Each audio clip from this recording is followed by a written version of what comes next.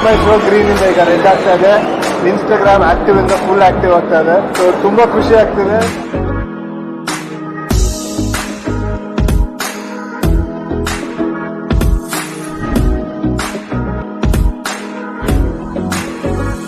ನಿನ್ನೆ ಬೇಕಿಲ್ಲ ನಾಳೆ ಗೊತ್ತಿಲ್ಲ ಸಿಂಧು ನಿನ್ನದೇ ಓ ಗೆಳೆಯ ನಗಬೇಕು ಮಗುವಾಗಿ.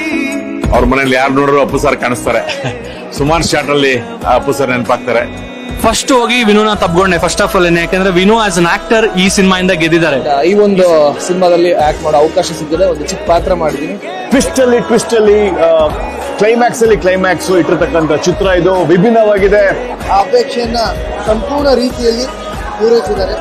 ನನಗೆ ಆರ್ಟಿಸ್ಟ್ ಸೆಲೆಕ್ಷನ್ ಅಂಡ್ ಅವರ ಪರ್ಫಾರ್ಮೆನ್ಸ್ ಬಹಳ ಇಷ್ಟ ಆಯ್ತು. ಸರಳ ಪ್ರೇಮ ಕಥೆ ಅಂತ ಹಾಕಿದ್ದಾರೆ. ಆಕ್ಚುಲಿ ವಿಶೇಷವಾದ ಪ್ರೇಮ ಕಥೆ. ಸೆಕೆಂಡ್ ಹಾಫ್ ಅಲ್ಲಿ ಒಂದು ಅಜ್ಜಿ ಸೆಂಟಿಮೆಂಟ್ ನನಗೆ ತುಂಬಾ ಕನೆಕ್ಟ್ ಆಯ್ತು. ಕೂತ್ಕೊಂಡು ಫ್ಯಾಮಿಲಿ ಜೊತೆಗೆ ನೋಡುವಂತ ಒಂದು ಸಿನಿಮಾ. ಸೊ ಸರಳ ಅಂತ ಕಥೆ ಇದೆ ಹೊರತು ಸಿನಿಮಾದಲ್ಲಿ ತುಂಬಾನೇ ಡೆಪ್ತ್ ಇದೆ. ಯಾವುದೇ ಕಥೆ ಸಿಂಪಲ್ ಆಗಿ ಮಾಡಿದ್ರು ತುಂಬಾ